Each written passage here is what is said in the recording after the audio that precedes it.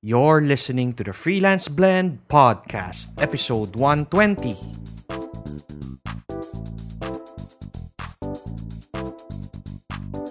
Welcome to the Freelance Blend Podcast, where we entertain, educate, and engage freelancers from the Philippines and across the globe. And now, here's your host, Marv De Leon. Hello, everyone, and welcome to the Freelance Blend Podcast. This is your host, Marv De Leon.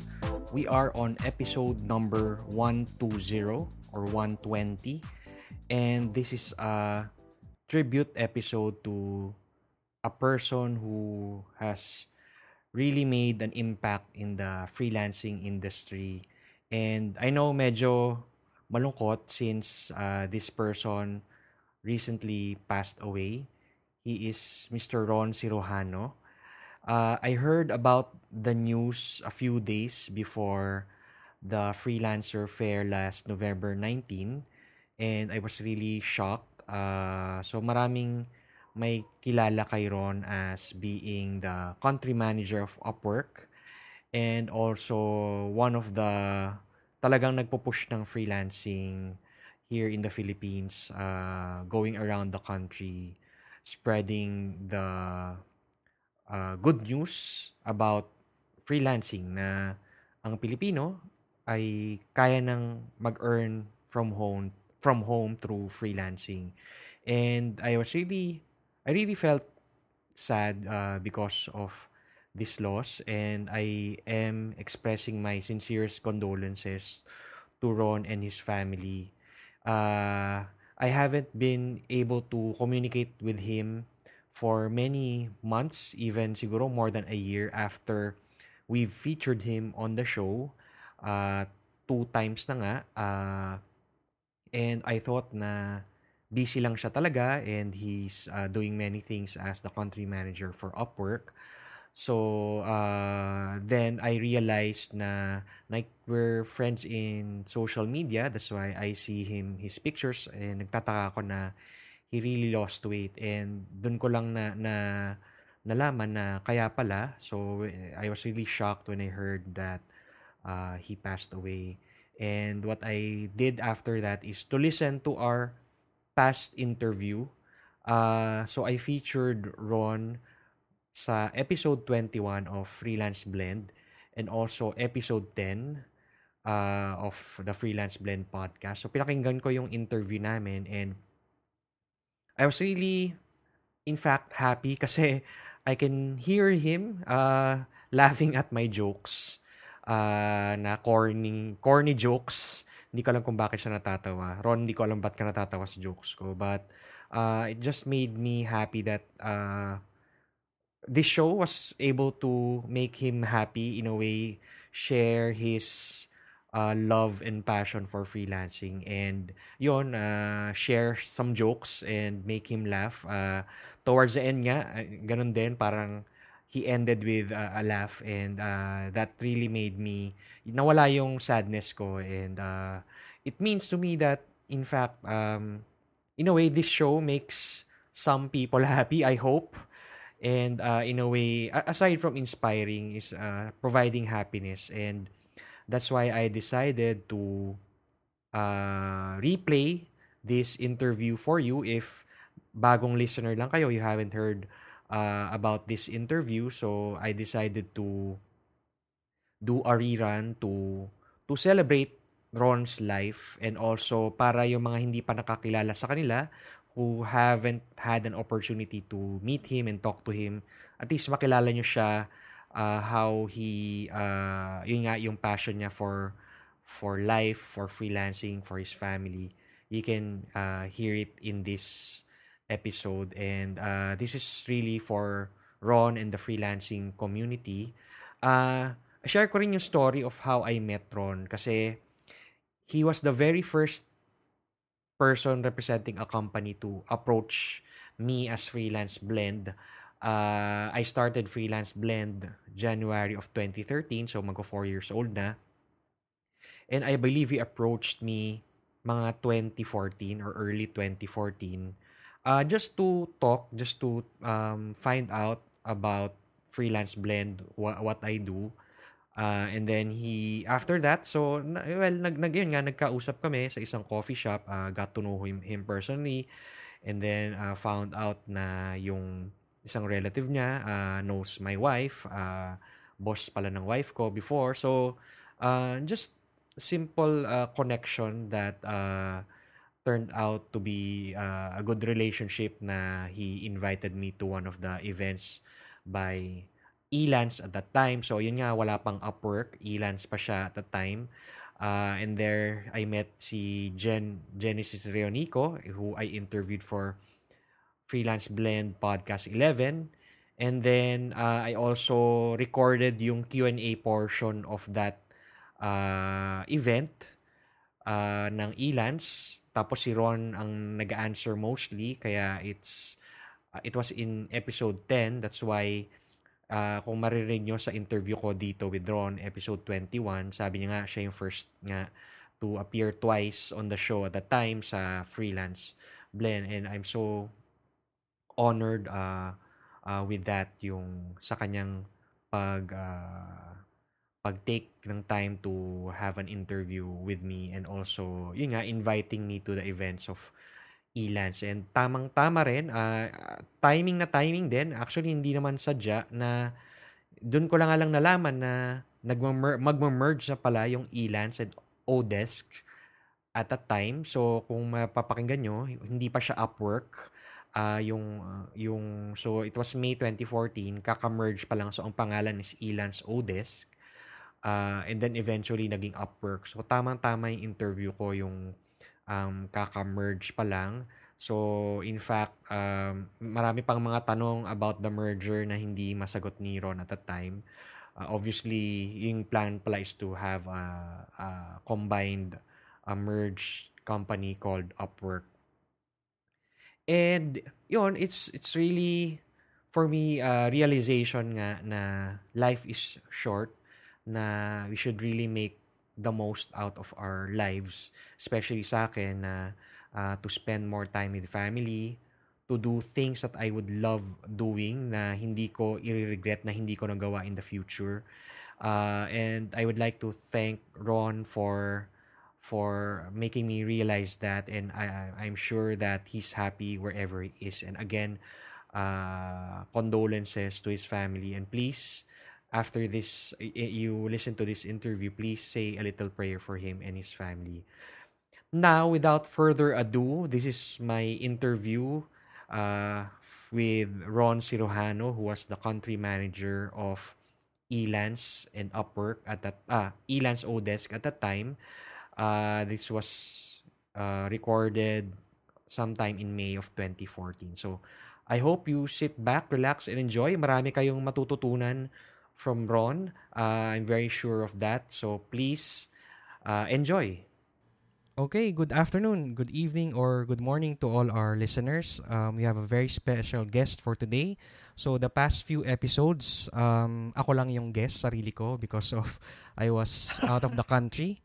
So now, meron tayong guest na talaga. So I'm sure sawa na kayo sa boses ko. So meron naman tayong makakausap ngayon. And I'm very excited because we have with us the country manager of Elance Philippines, none other than Mr. Ron Cirujano.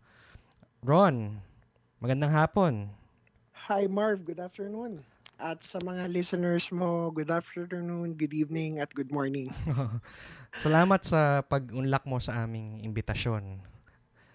Oo, I'm very excited nga nung nag-email ka na nag-ask ka kung pwedeng interview. Kasi sobrang perfect yung timing mo. Kaka-final lang nung merge ng Elance at Odesk. So currently, ang nire-represent ko ngayon ay Elance at Odesk. Kung ang dating magkalaban, talagang malupit na magkalaban. Ngayon, ngayon ay talagang nire-represent ko na sila both. And right now, I am, what do you call this? Working for Elance Odesk. That's our official name. Wow. So, para tong merger ng, kunyari, sabihin mo ng ABS tsaka GMA, parang ganun, di ba? Parang ganun na nga. So, lumaki na rin ang role mo since I last saw you. And sweldo? Sorry. Okay, you don't have to answer that. Sa role, syempre talagang lumaki. Alam naman natin na mas talagang aktibo ang Odesk sa Pilipinas. Mhm. Nung na-final nga yung merger, ang una kong ginawa ay pumunta sa Facebook.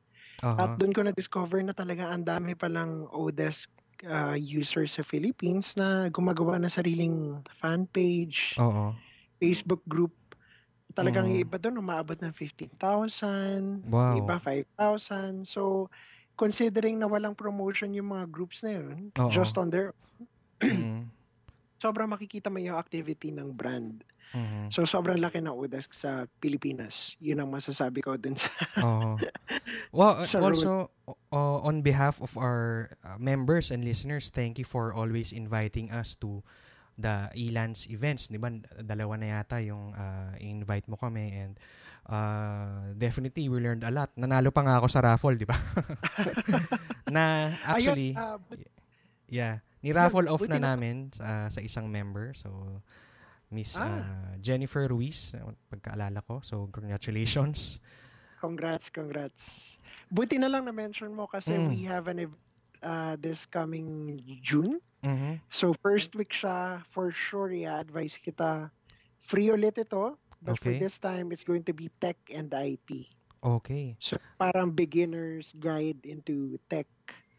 Paano ka magiging successful freelancer if you are Mhm. in the tech side. Wow, maganda 'yan. Sige, pag may details ka na, just send it to us. We'll post it in our website Sige, and our social media accounts.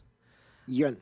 Okay, so um I'd like to ask you, no, of, well, to get to know, well, kilala na kita pero our listeners malamang hindi pa. So if you can talk about yourself, how you got involved in the freelancing industry, and how you met Elance. Okay, paano ko ba sisimulan to? Dati rin po ako nagtatrabaho sa BPO. So, for those who are not familiar, that's the business process outsourcing industry. Ito po yung mga panggabi. Mhm. Ang company owner po ng pinagtatrabahuhan ko dati ay isang American na sobrang bata, 30 years old yata. And I was in charge of marketing. Global marketing siya. Hindi naman po kami call center. Mhm. Now, ang nangyari, karamihan ng projects niya, kung papagawa siya ng website, designs, pag minsan yung pay-per-click optimization, lahat pinapagawa niya sa Elance. So Mhm. talagang at first parang nagulat ako na bakit tayo mag-hire sa iba?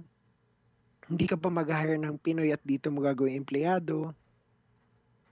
Tapos Mhm. hindi ko naintindihan yung konsepto na parang, okay, mag-hire ka ng tiga-Amerika, pupunta ba siya dito o hindi? So doon ko nalaman na ang Elance pala, it's an online working platform that you can actually work from wherever you want. Tapos globally standards yung rates. Tapos ang kagandahan lang nun, kung halimbawa, American website ka, mas madaling kumuha ng American designer kasi yung kultura nila kailangan makita dun sa kulay, sa design. So yun ang hindi nabibigay ng local na designer. Mhm. So yun, dun ko talaga na unang narinig ang Elance at na-curious ako. At dun na, simula na yun ang pagkakakilala ko sa freelancing industry. Mhm. And then what specifically yung ginagawa mo at the time? So you mentioned marketing, more of marketing ka with that I BPO industry or Yes, IT? I was in charge of the global marketing. So lahat from digital marketing, social media marketing, Mhm. pay-per-click. I'm just, As you know, ang pay-per-click medyo madugo. yeah, Kung no. ang campaign mo buong mundo, i-divide mo yan kung sa Amerika, kung sa Mhm. Europe, kung sa Asia. Kaya kailangan namin ng mga specialist Mhm. para tutukan. Yung halimbawa, American market, yan ang budget mo. Mhm. Ito ang European market, ito ang mga keywords dyan, ano ba yung conversion Mhm. results niya, kumikita ba tayo, hindi. Tapos pagkatapos may iba pang kwento yun sa conversion ng website. Hindi Mhm. porke may website ka, bibisitahin na. Pagka minsan, pag nakita nila yung itsura, 8 seconds pa lang aalis na sila. Mhm. So may mga ganong factor na kailangan i-analyze mo, saan ba dapat yung button, Mhm. ano yung call to action. So in Uh-huh. short, lahat, total marketing digitally. So Kahit yung mga conversions. curious Yes. ako, did you study digital marketing in college, or you were trained by the company that you worked for? The good thing about, I don't know, the age today is Mm. talagang available lahat sa Google. Oo nga, even YouTube Nung siguro. yes, nung hinire nila ako, sinabi ko marunong ako ng marketing, pinagawa nila ako ng plano, Mhm. and then they hired me. Mhm. Pagka-hire sa akin, tsaka sinabi yung gagawin ko. So for the first month, medyo takot na takot ako. Sabi ko, ano ba to? Ano ba tong napasok ko? Pay per click. Pag nagkamali ka ng konting bid sa keyword, babagsak yung kumpanya mo kasi Oo. may isang araw hindi kumita. Mhm. Imagine yung value ng pay per click na yun, nasa $2 million. Wow. So, talagang ang laki niya kung Mhm. iisipin mo. Tapos, pag nakikita mo yung mga nagko-call service, yung tumatawag sa sales, halimbawa may nag-submit, gusto daw nyo Mhm. nito, ganyan-ganyan, i-attend na ng tao. Makikita mo talaga, in a day, wala silang ginagawa kasi palpak yung pay-per-click mo. Oo. so, so talaga Nakasalalay mape-pressure ka sa'yo. na pa.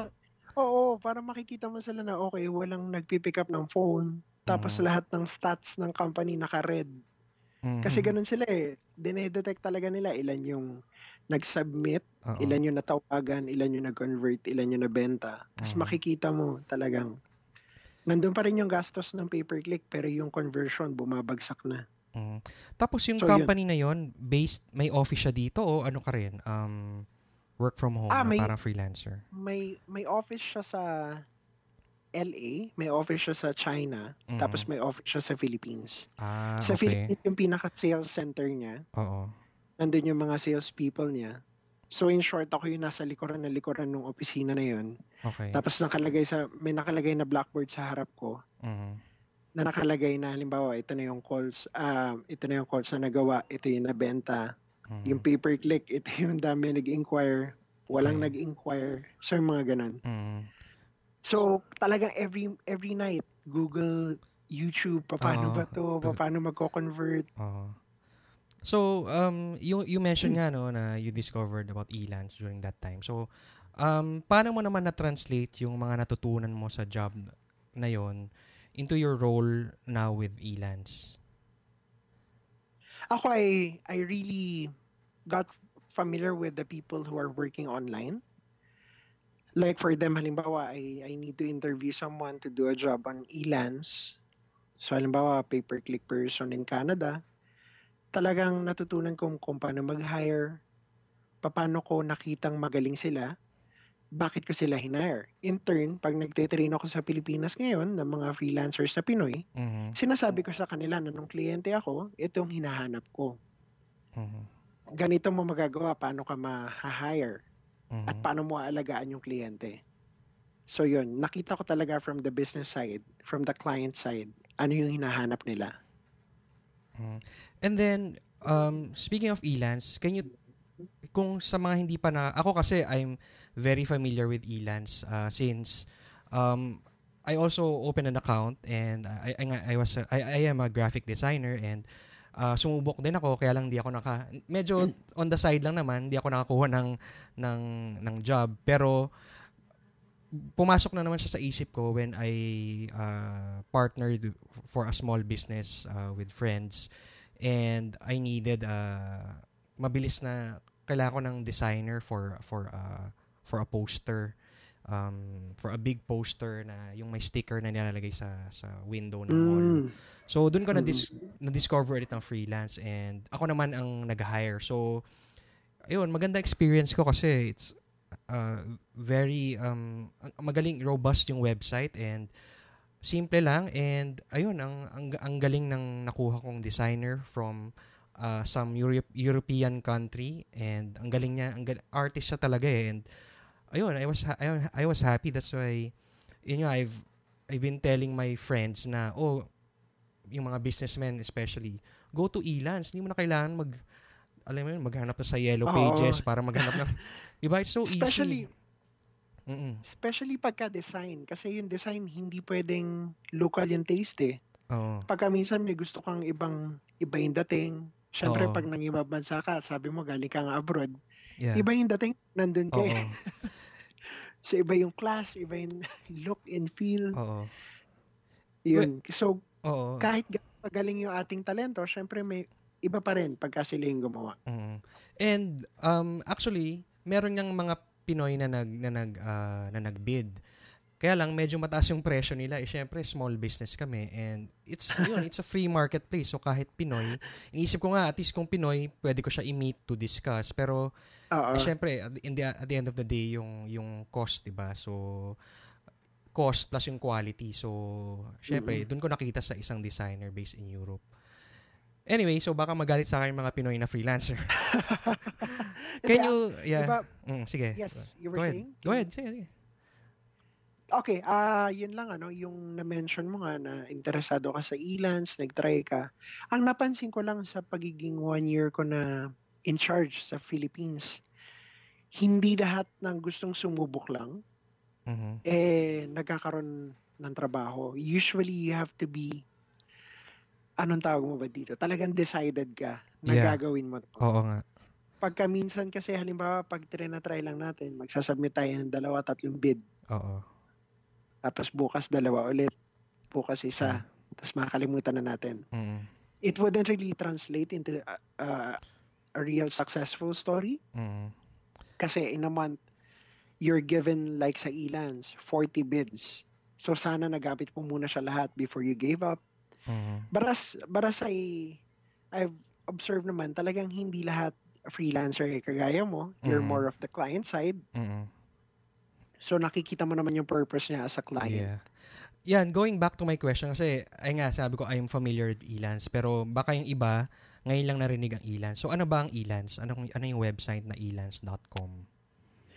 Okay, ang Elance is an online marketplace. Ito ay based sa Silicon Valley. At kagaya na nakwento natin kanina na ang Odesk na pinakakalaban niya noon, na ngayon ay ka-merger na niya, ang nauna sa industry na yan ay Elance. Ang Elance ay nandiyan na 1999 pa lang. Tapos, siguro nag-adjust around 2006 into what it is today, yung online marketplace. Okay, so, Ron, so, paano ba mag-register sa Elance? Ano yung kailangan ko gawin? Ano yung mga requirements? And, yung pinaka-popular na question ng ating Q&A portion, libre ba to? So, pasensya na, tatanong ko lang ulit. Is it free to register? Okay. Natatawa ako nun kasi talaga. Kasi katabi ko pa siya di ba? Oo nga eh. Anyway. Ayun, sorry kung natawa talaga ako. Okay lang. Anyways, yun. Ang Elance ay libre. Ang gagawin mo lang kung talaga interesado ka ay pumunta sa elance.com, gumawa ng sarili mo account. Ang pipiliin mo lang yung basic at free. Pag ginawa mo yun at pinili mo siya, magkakaroon ka ng up to 40 bids in 1 month.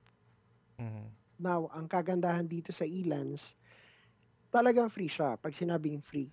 Pagka nag-bid ka sa trabaho at nag-grant sa yung trabaho, sa bidding process pa lang nakalagay doon may 2 separate input tab I-input mo yung gusto mong kita, automatically pagka-click mo ng enter, magpa-prompt sa baba yung Elance calculated na may fee na namin na 8.75%.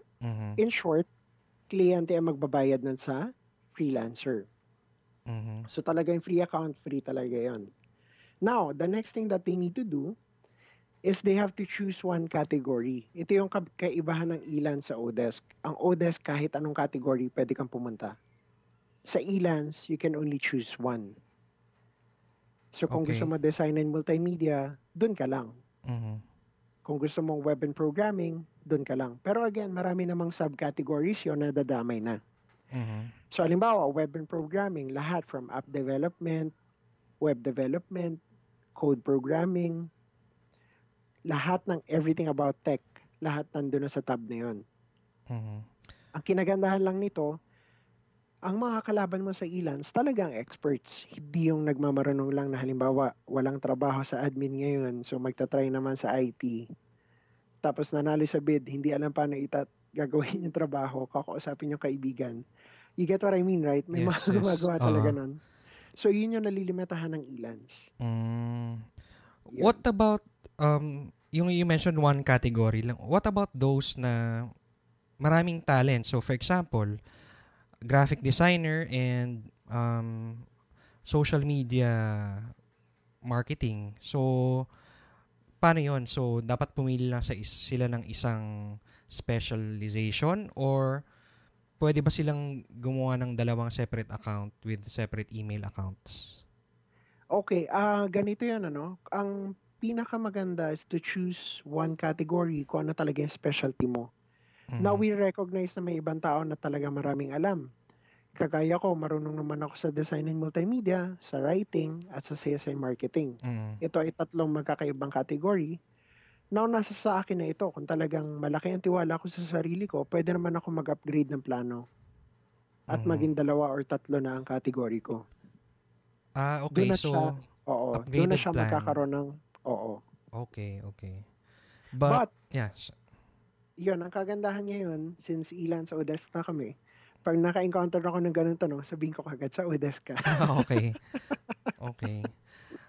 So speaking of Odesk, yung merger, do you think, I'm not sure if you know by now, would you think magkakaroon lang ng isang website for both? Or yeah. Sorry if I okay lang. Yeah. Elance and Odesk will have 2 separate platforms. So yung Elance nandiyan pa rin, yung odesk.com nandiyan pa rin. Pati yung differences niya nandiyan pa rin. Yung sa isang category lang, sa Odesk lahat pwede kang mag-bid. Nandun pa rin, walang pinagkaiba. Ang nangyari lang, naging isa na yung kumpanya. Siguro in the near future, mapapag-aralan kung paano mai-utilize yung escrow ng Elance. Siguro lang, hindi naman natin malaman kung yun nga talaga. Tatanong ko na rin kasi ako walang alam sa Odesk. So, libre din ba to? And parang Elance din ba to na ang nagbabayad, ang nag-shoulder ng fee is the client? Ayun, sa totoo lang, nung nasa Elance ako, hindi ko talaga tinignan yung Odesk kasi medyo masama ang loob natin tuwing nagsasalita tayo talaga. Karamihan ng tanong, siguro sa unang salita mo, ang mga unang 10 tanong, Odesk. So medyo... Tapos tiga-Elance ka, di ba? Oo. So, ang nalaman ko na lang, syempre, bago pa talaga yung merger, hindi ko pa napapag-aralan ng buo yung sistema. Ang nalaman ko lang is that with Odesk, you can have any category. Tapos, sa pagkakaalam ko, yung bidding hindi limited into 40. Kasi sa Elance, 40 lang, diba? Yeah. For the free account.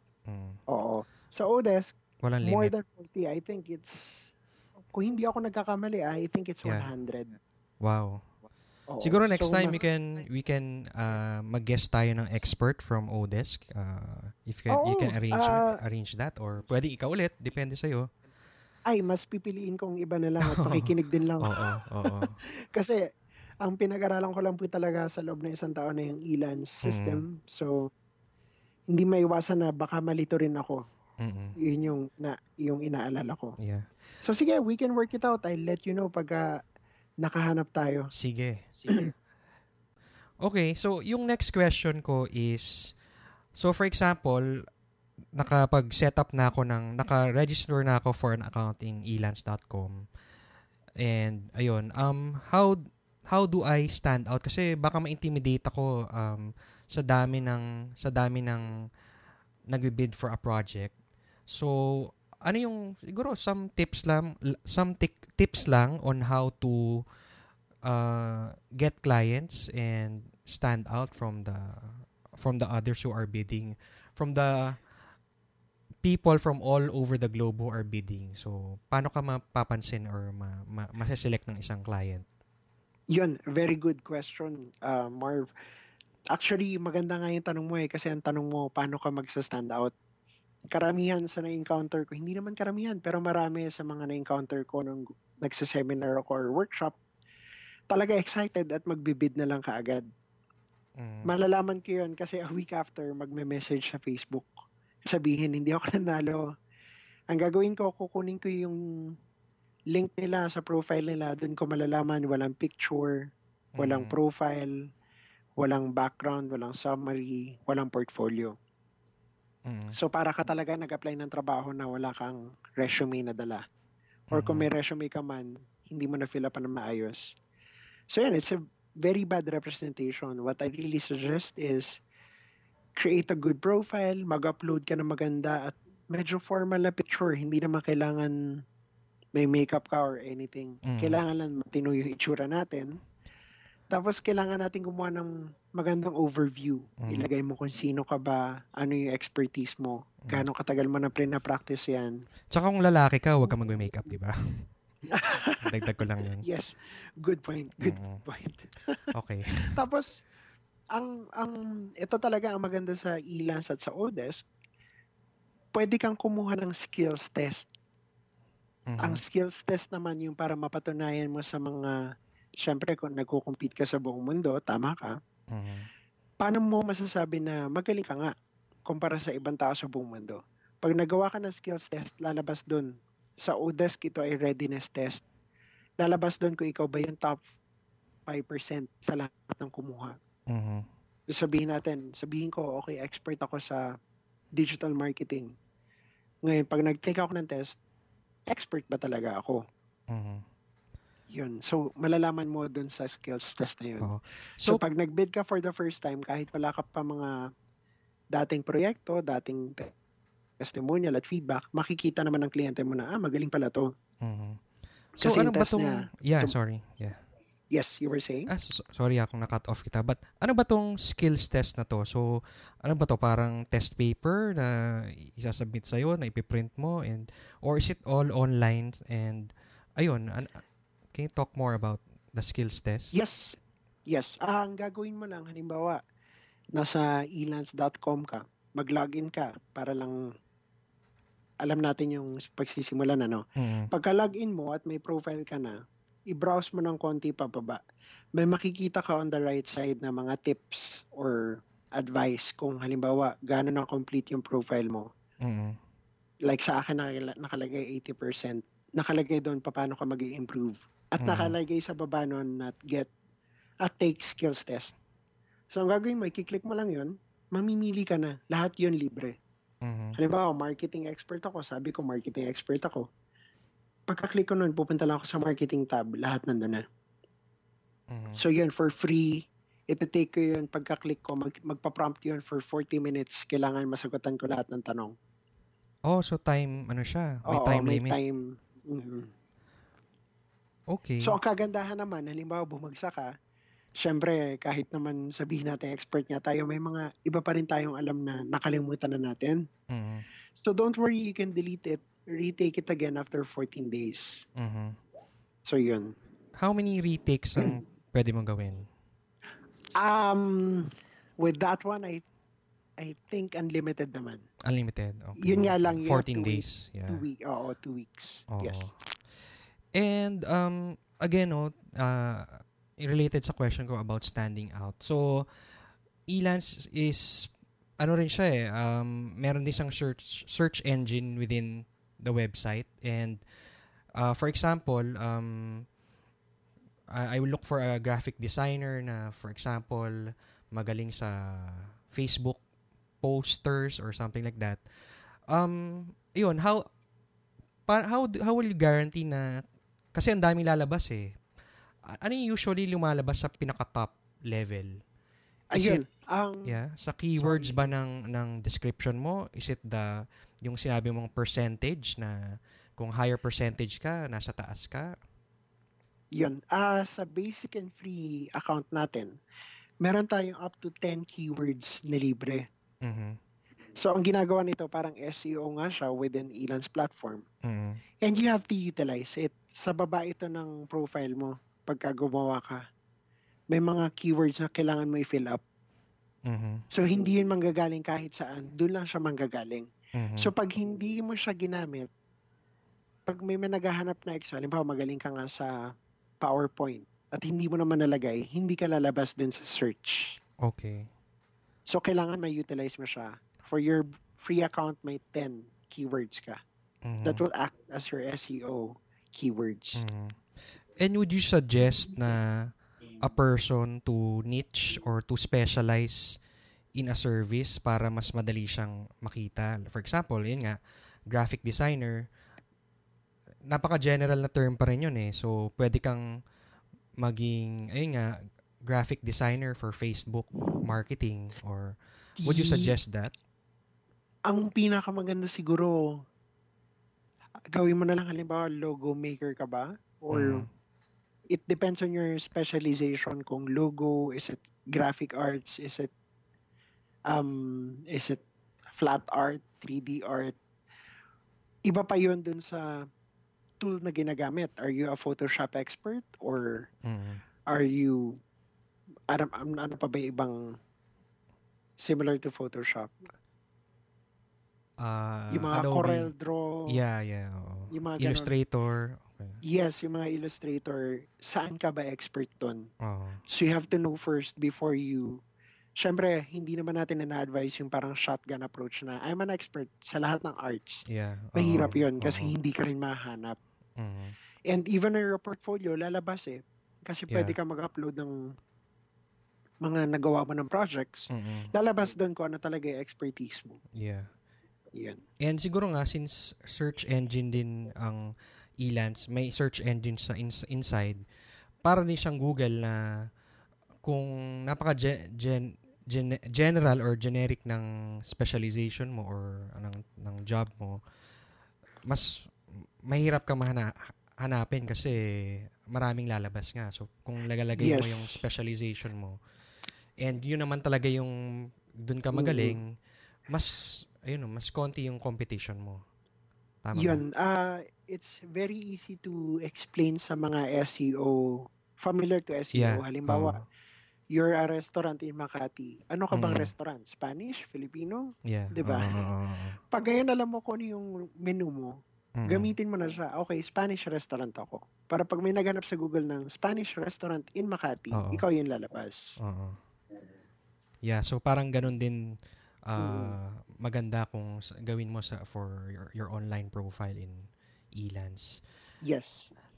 Now, my next question is how can Filipinos benefit from becoming a freelancer? Kasi I would think talagang bago pa yung concept of freelancing. Na-mention mo nga kanina yung una mong na-encounter yung Elance, parang nagtataka ka pa na bakit kukuha pa ng freelancer, di ba? Pwede mag-hire. So, so for Filipinos, paano siya mag-benefit from becoming a freelancer? Yun, totoo na bata pa talaga yung industriya. Imagine, nasa 100 million na yata ang population ng Pilipinas, ano? Pero, siguro, 1/4 pa lang yata may alam ng industry na to. So, ang kagandahan naman po ng pag ikaw ay nag-freelancing, syempre, hindi ka natali sa oras ng trabaho. Hindi yung karamihan sa atin, ikaw at ako, alam ko, lumaki tayo na talagang ang pagkakaintindi ng trabaho ay 9 to 6, naka-necktie at naka-long sleeves at kailangan sa Makati or Ortigas, kung hindi ka successful. Parang galing yung dati. Tama. Nung dumating yung industriya na to sa Pilipinas, nabago niya kasi dolyara na ang kita, yung konting ginawa mo, halos katumbasan ng, alam mo yung oras na ginawa mo, halos 1 week na ng sweldo ng ibang tao, nasa bahay ka lang, kasama mo ang iyong mga anak, asawa, magulang, o sino man, tipid ka sa pamasahe, sa baon, sa parking, kung ikaw may kotse, sa gasolina, at kahit magbakasyon ka, halimbawa gusto mong biglang pumunta ng Baguio, wala ka ng pag-a-apply ng leave at mag-iisip kung sick leave ba to or may enough leave pa ba ako? O sino kayang doktor ang magsacertify nito? So yun ang mga kagandahan na nadudulot nito sa Pilipino at pwede nating i-grab yung opportunity na to. Ngayon, ang kagandahan din naman bilang Pilipino, tayo ay kilala all over the world for giving great service. Kaya nga number 1 ang Pilipinas sa voice. In terms of voice, in BPO. So ito yung mga call center. So in short, ang Amerika, Europe, Australia, Canada, more or less all over the world, alam na nila na magaling sa serbisyo ang Pilipino. So it's easier to be hired kasi alam nila, service-oriented tayo, marunong tayo mag-Ingles, sanay tayo sa kultura nila. Yun, mga ganong factor. Speaking of that, yung ilan na bang Filipino members ng freelancer? And do you notice a trend na dumadami ba yearly? Ganong kalaki yung jump ng increase ng membership? Okay, ang ELANs in the Philippines currently is around 153. This is a far cry from when I was hired. I think nasa 90,000 lang yata. So in a year, halos dumoble. Okay. But I have to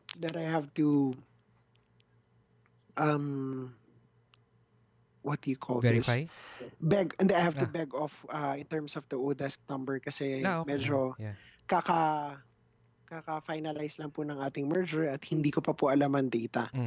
Ngayon, pagkatapos po ng pag-final na lahat at nakuha ko na, I'll be sure to share it with you para naman po alam din ninyo kung gaano kalaki ang Odesk sa Pilipinas. So 150,000 members for this year? Yes. Middle of the year pa lang or end of last year? Actually, end of last year. Oo. So I'm sure lumalaki pa yan. Yes.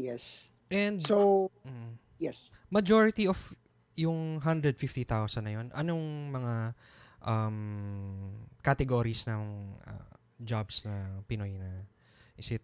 Popular talaga sa Pilipino yung admin. Yung mga dating call center. Okay.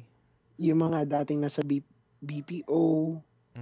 Ito na yung ginagawa nila ngayon. Talagang imbes na magpuyat ka nga naman sa gabi at delikado, mag-commute papuntang trabaho ng gabi, madaling araw. Ito, kung maging panggabi ka man, which is not always the case, ang kagandahan na sa bahay ka lang. It's safe. Nandiyan pa rin yung mga anak mo, matututukan mo pa rin sila. Kahit man lang yung pagpasok nila ng eskwela, makikita mo pa rin, makakasabay mo sila sa agahan, hapunan. Malaking bagay pa rin yun. You mentioned yung popular, yung admin jobs. Yes. So, baka hindi rin familiar yung mga Pilipino. Baka inisip nila, pag freelancer, talagang kailangan specialized, may specialty ka talaga na pinag-aralan mo like graphic design, IT. So, ano ba yung kailangan ko bang magkaroon ng degree para magkaroon ng trabaho sa ELANs? Ay, hindi naman. Ang admin work, for one, tutukan lang natin siya. Kasi ito yung mga hindi talaga technical, kagaya ng IT at programming. Ang admin support job, ito yung pinaka-least technical. Kumpara sa web and programming, IT, yun talagang you have to have a specific skill set. Kailangan na pag-aralan mo yun. Ang admin, ito yung mga tipong trabaho ng virtual assistant. Virtual assistant ang tipong trabaho na ikaw yung secretary ng isang doktor sa Canada. Ikaw yung tatanggap ng tawag, mag-aayos ng kalendaryo, mag-aayos ng meeting. At the end of the day, isasend mo lang sa iyong kliyente at alam na niya yung schedule niya. Pwede ka ring data entry. Ang data entry naman, ito yung makakatanggap ka ng isang, to be general about it, makakatanggap ka ng isang PDF file, ika-copy-paste mo sa Excel. Yun ang data entry. Ganun kadali. Ganun kadali. Okay. Pagka minsan talagang kwentong naririnig natin sa probinsya, talagang kumita ako ng malaki, nag-copy-paste lang ako. So, syempre, natutuwa tayo para sa kanila, pero sana mapalaki pa rin nila yung kanilang kaalaman para mas malaki yung kitain nila. Tapos, nandito din yung mga trabahong customer service. Ito yung nakwento ko kanina, mga dating nasa call center. Ngayon, nasa bahay na lang. Meron din ditong transcription. Ito yung, syempre, parang BPO din. Now, you can do it in the comforts of your home. So yun ang mga tipong trabaho ng nasa admin support. Those are very basic and easy to do. Yeah, so you could say siguro at least minimum requirement, marunong ka mag-Excel or Word, and siguro at least mag-internet, di ba? Yes. Siguro naman yes. Ayun na ganun yung kasi simple na yon. At itong trabaho na ito sa ELANs ay kumikita ng sandali lang tingnan lang natin. Sige. I think this type of job is earning 268.80 pesos on 1 hour lang. Per hour? Oo. So, imagine, Wow. parang half na yun ng minimum wage. Oo.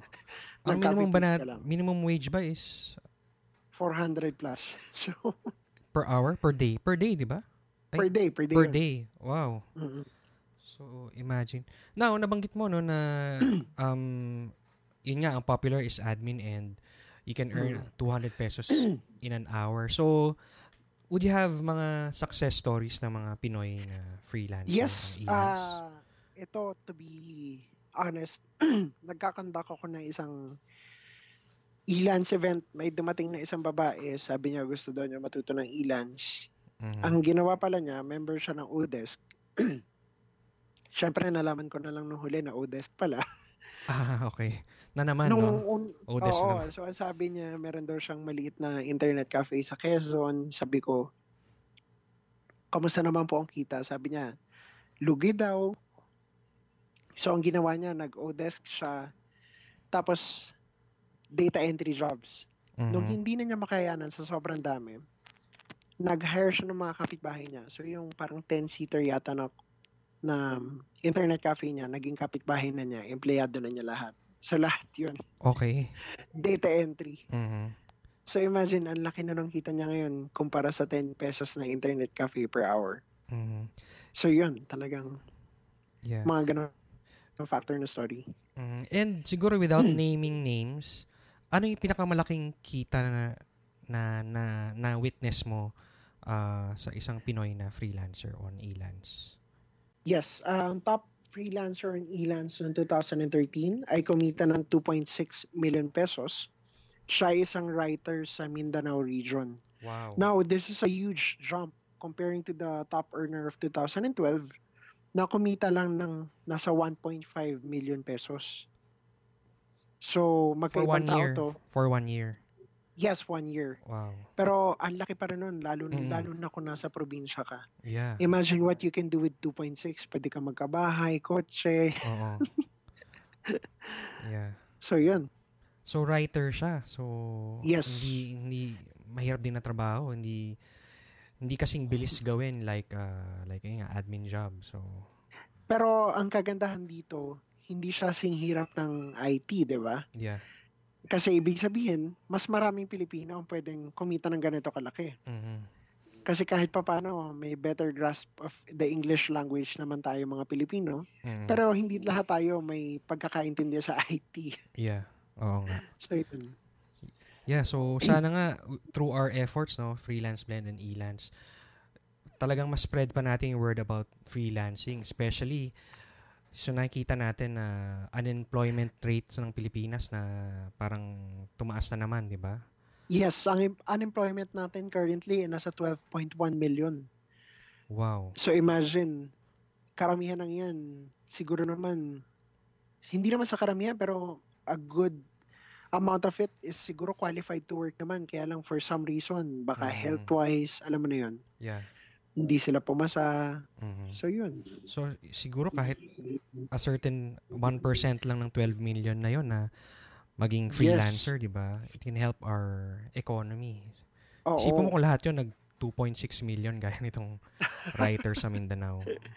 Sana. At syempre, yun din ang alam kong pangarap natin dalawa na dumami ang kumikita sa bagong opportunity dulot ng online work. Yes, I agree to that. Definitely. Now, baliktarin ko naman yung tables.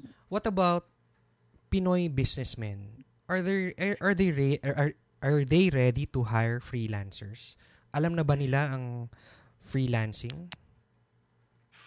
Currently, I don't have the data of the businesses hiring on Elance or Odesk, but this is what I know, no? The Filipino businessman, talagang willing naman yan to hire online. Willing yan mag-hire ng magaling. Kasi ang problema ngayon sa country natin, kagaya mo, ikaw ay isang negosyante, pagka minsan may artwork ka na gusto, hindi kaya ng halimbawa, ako ay tiga Taytay. Wala akong kilala sa Taytay. So, hindi ko na ba gagawin yung proyekto? Oo nga. Siyempre, lalakihan mo yung range mo. Metro Manila na. Ang problema, magko-commute pa siya papunta sa'yo, di ba?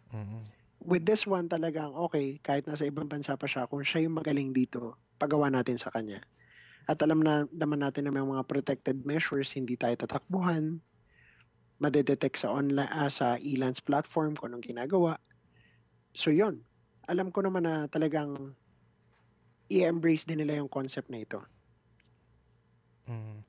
I agree. Again, I agree with that na well, sana nga rin na ako kasi nga I learned about e-lancing through searching on the internet. So pero siguro nga yung mga old school na companies are still not aware, and hopefully again through our efforts, not only yung mga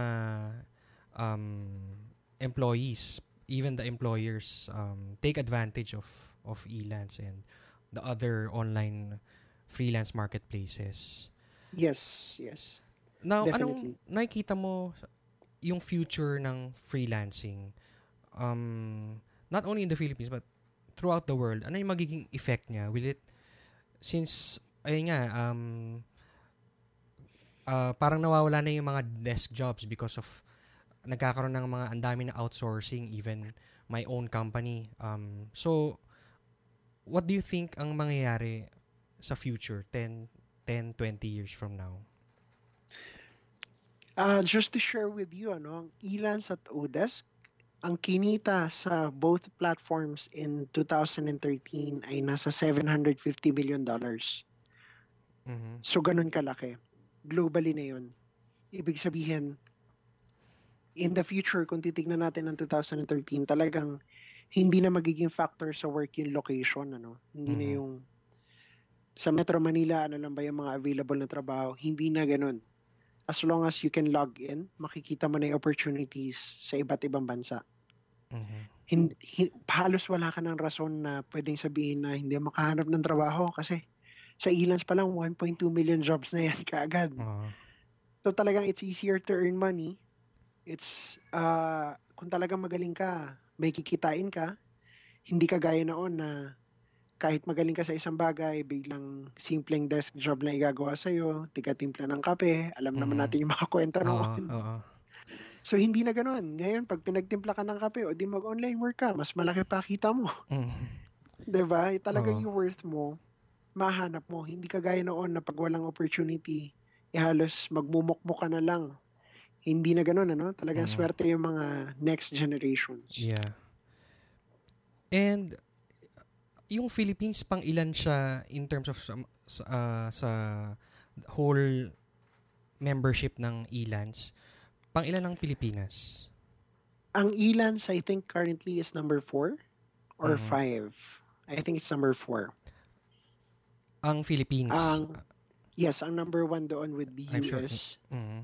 Okay, so US pa rin. So imagine you're competing with Americans. So ibig sabihin your rate hindi mababa kasi American quality, American standards din yung bayad. Oo. Yeah, I was thinking India ang number 1. So probably number 2. Ang India ay nasa number 2 yata. And then number 3 would be ang number 3, teka lang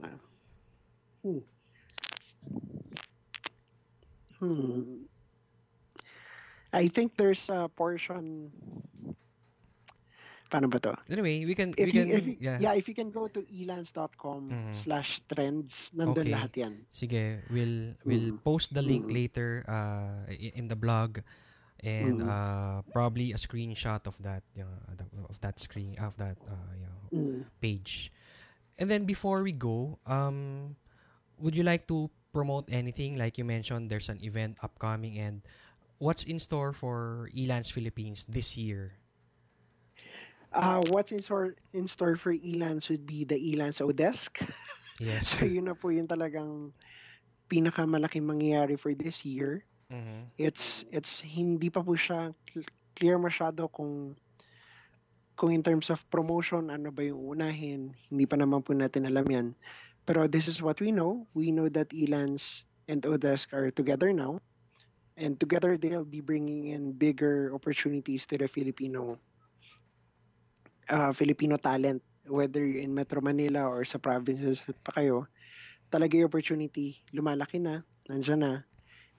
halos mag-online ka lang, uupo ka lang, log in, may trabaho ka. Siyempre, tiyaga-tiyaga lang po. Hindi naman lahat talaga nakukuha sa isang bid or isang tsamba lang. Kailangan you have to work hard. Also, kailangan yung talents mo, ma-develop mo rin. Don't stop at having one talent alone. Kailangan magawa mo siya ng marami. Broaden your skill set. And also, pinaka-last na ma-advise ko sa Filipino, pagka kumita na kayo, kagaya ng mga nasa Elance na nakita ko last year, 1 million in 1 year. Ang laki na nun. Please don't stop. Wag tayo magpa-petics. Ang gawin natin, mag-hire tayo ng ibang tao para we can grow bigger. We can achieve better things. At saka doon lalaki yung kumpanya ninyo. Start with hiring people. Definitely. Well said.